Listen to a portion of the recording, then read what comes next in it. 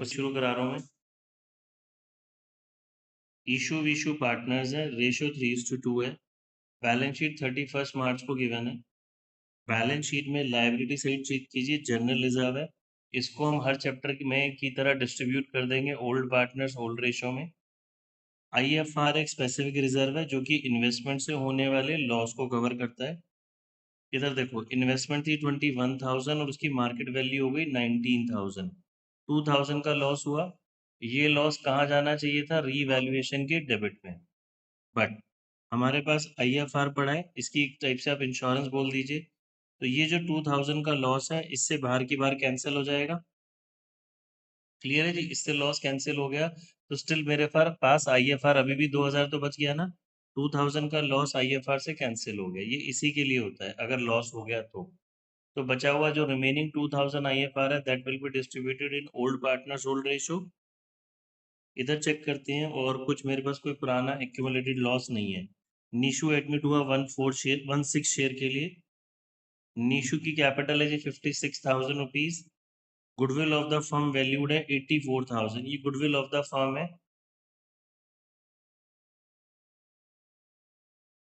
And Nishu अपने share की goodwill cash में लाएगी। ये तो गुडविल ऑफ द फर्म है। टोटल फर्म है, निशु अपना शेयर 16 लाएगी। Plant and machinery appreciated by 20%। Revaluation का credit. Again all debtors are good, यानी कि जो प्रोविजन है इस प्रोविजन की जरूरत नहीं है, कोई पैसा नहीं डूब रहा। Revaluation credit. There is a liability of 9,800 included in sundry creditors that is not payable, pay नहीं करना तो फायदा। Revaluation credit. Point number F मैंने बताना है बाद में, पहले इतना काम हम करते हैं, ठीक है जी। वो पॉइंट नंबर एफ जो है वो कैपिटल एडजस्टमेंट से रिलेटेड है।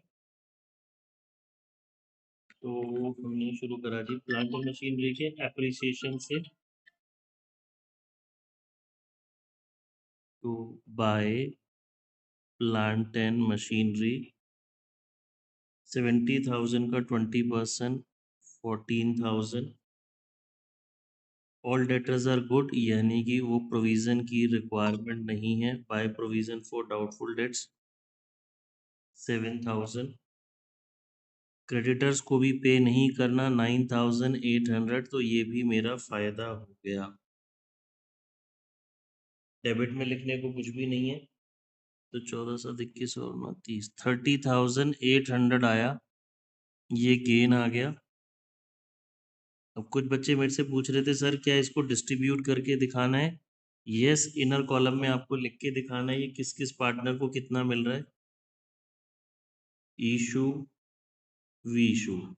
ओल्ड रेशियो बच्चे हमारी 3:2 थी, इसको 3:2 में करेंगे।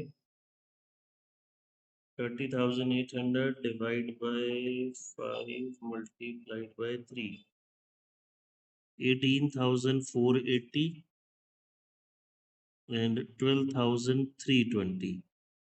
ठीक है जी, आई होप सबको समझ आ गया होगा। देन आगे आते हैं कैपिटल पे। सबसे पहला काम, हर क्वेश्चन की तरह आपने क्या लिखना है? बाय बैलेंस BD, कैपिटल का ओपनिंग बैलेंस 1,19,000, 1,12,000। ठीक है जी, ये लिखा। देन जनरल रिजर्व, ये डिस्ट्रीब्यूट होगा old partners old ratio that is 3:2, तो 6,000 और 4,000। ऊपर IFR पड़ा था, मैंने आपको समझाया 2,000 तो इन्वेस्टमेंट में खर्च हो गया, रिमेनिंग 2,000 बच गया। तो ये 3:2 में 1,200 और 800।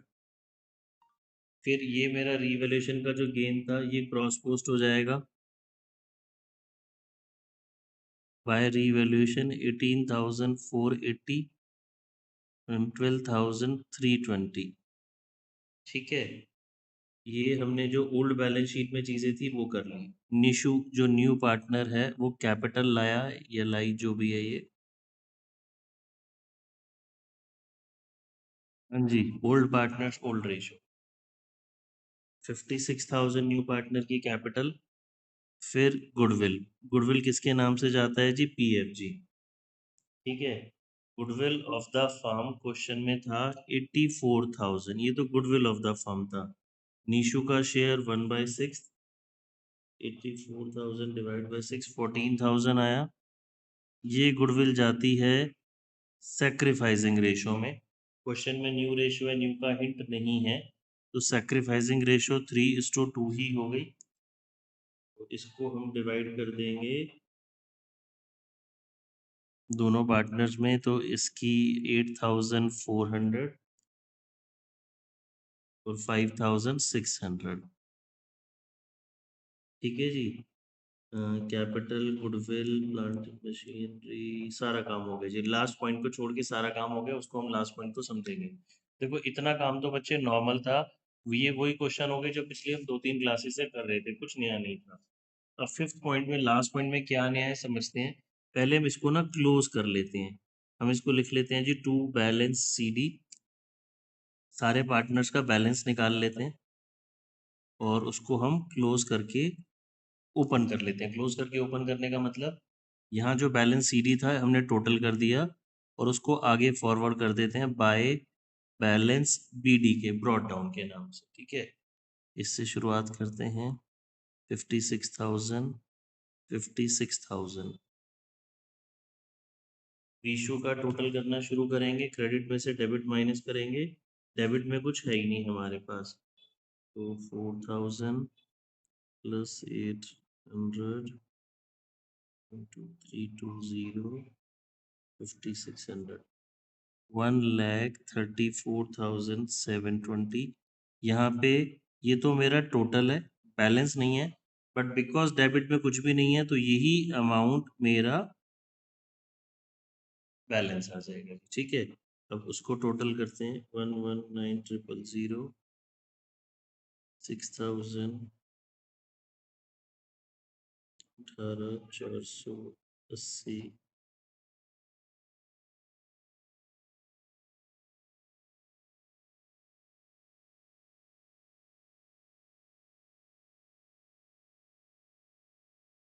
ठीक है जी, कितना हमारा नॉर्मल क्वेश्चन हो गया। अगर लास्ट पॉइंट नहीं होता, वो वाला कुछ क्या है मैं भी बताऊंगा, तो हमारा क्वेश्चन वाइंड अप खत्म हो गया।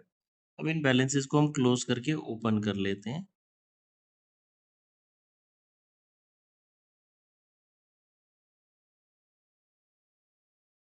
ठीक है, अब लास्ट पॉइंट पे आते हैं बच्चे, ध्यान से देखेंगे। कहता है, इसे कैपिटल एडजस्टमेंट बोलते हैं। Capital of Ishu and Vishu will be adjusted on the basis of Nishu's capital. इन दोनों पार्टनर्स की कैपिटल को एडजस्ट करना है नीशू, न्यू पार्टनर की कैपिटल के बेसिस पे। And any excess or deficiency, अगर पैसा ज्यादा होगा या कमी होगी, will be made by withdrawing or bringing cash by the concern partner. अगर पैसा कम पड़ेगा तो पार्टनर पैसा लेके आएगा, पार्टनर ज्यादा होगा तो ले, कैपिटल ज्यादा होगी तो ले जाएगा। ये हमें कैपिटल को एडजस्ट करना है नीशू की कैपिटल के बेसिस पे। बेसिकली इसका मतलब हो गया, हमें कैपिटल को प्रॉफिट शेयरिंग रेशो में डिस्ट्रीब्यूट करना है। ठीक है जी, कैसे? सबकी कैपिटल प्रॉफिट शेयरिंग रेशो में होनी चाहिए। इसके लिए सबसे पहले तो मेरे पास न्यू रेशो होनी चाहिए। ध्यान से समझेंगे, वर्किंग नोट में आते हैं, हम न्यू रेशो कैलकुलेट करेंगे। ये हमारे इस चैप्टर का सबसे पहला टॉपिक है। मैं शॉर्ट में जल्दी से कर देता हूँ, हमने बहुत डिटेल में पढ़ा हुआ है। ठीक है, देखो जी कैसे निकालेंगे। न्यू रेशो निकालने का फर्स्ट केस हो गया, let the total share be 1। Nishu का शेयर कितना है? 1/6, तो 1 - 1/6 कितना बचा? 5/6। ये 5/6 मेरे पास रिमेनिंग शेयर हो गया, जो कि बाकी पार्टनर्स को मिलेगा। तो अब मेरे पास न्यू प्रॉफिट शेयरिंग रेशो कैसे आएगी? ईशू, वीशू एंड नीशू। देखो, टोटल जैसे 100 लेट करते थे उसकी जगह 1 लेट कर लिया। नीशू का शेयर, टोटल में से नीशू का शेयर माइनस करा, रिमेनिंग आ गया। तो जो रिमेनिंग शेयर है वो बाकी पार्टनर्स में बांट दो। 5/6 इंटू ओल्ड रेशियो, जो कि क्वेश्चन में गिवन थी हमें 3:2, उसमें डिस्ट्रीब्यूट कर देंगे। 5/6 इंटू 3/5, 5/6 इंटू 2/5, और n का शेयर है हमारे पास 1/6, ये तो है ही। तो 15/30, 10/30, डिनोमिनेटर इक्वल होने चाहिए। इसको 30 बनाने के लिए 5/5, 5/30। तो बच्चे मेरे पास न्यू रेशो क्या हो गई 15:10:5 यानी कि 3:2:1। ठीक है, आई होप सबको बात समझ में आ गई होगी, याद हो गया होगा, ये हमने पहले पढ़ा हुआ है ऑलरेडी। कैपिटल एडजस्टमेंट के लिए मुझे न्यू रेशो चाहिए, क्वेश्चन में गिवन भी हो सकती है, नहीं गिवन होगी तो हमें फाइंड आउट करनी है। अब हमें क्या काम करना है ध्यान से समझेंगे। ये वर्किंग नोट में शो करना ज़रूरी है क्लियरली। ये वैसे ही जैसे हमने हिडन गुडविल का काम किया था वैसे ही है। हम वर्किंग नोट में लिखेंगे जी निशूज कैपिटल फॉर 1/6 शेयर। निशु का शेयर बिजनेस में 1/6 है ना, 1/6 शेयर के लिए कैपिटल कितनी है 56,000। तो therefore total capital of new firm, नई फर्म की टोटल कैपिटल कितनी हो गई भाई 56,000 1/6 के लिए है, तो 6/1 के लिए रिवर्स कर दो। ठीक है, ये आ जाएगी 3,36,000। आप क्रॉस चेक कर सकते हो, भाई टोटल अगर 336 थी तभी तो उसका 1/6 शेयर 56,000 बना। अब उसने क्या बोला था जी कैपिटल न्यू रेशो में करनी है मुझे नीशू की कैपिटल के बेसिस पे, तो मैंने नीशू की कैपिटल के बेसिस से टोटल कैपिटल निकाल ली।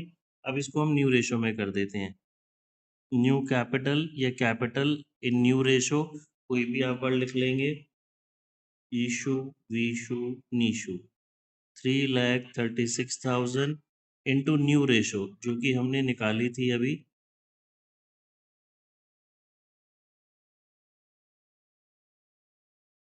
ठीक है।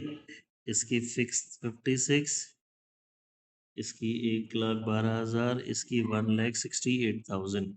ये इतना हिस्सा भी एग्जाम में एमसीक्यू में 1 मार्कर में थ्योरी में कहीं पे भी कुछ भी पूछा जा सकता है।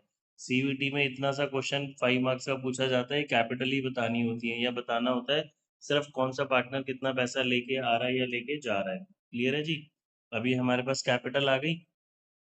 अब ये वाली जो नई कैपिटल आई है ना, इसको हम यहाँ कैपिटल अकाउंट में नीचे लिख देंगे टू बैलेंस सीडी।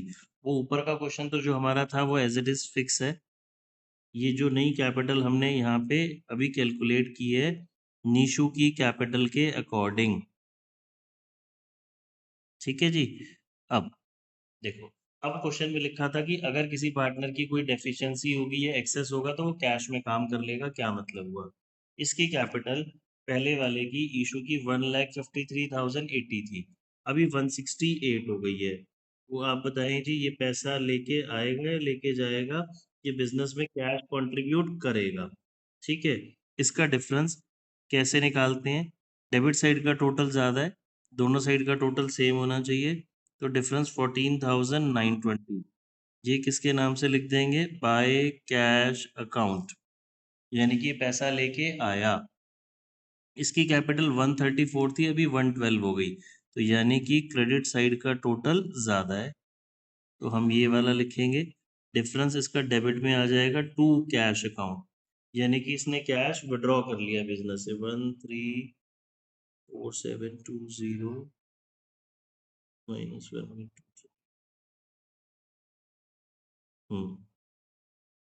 22,720।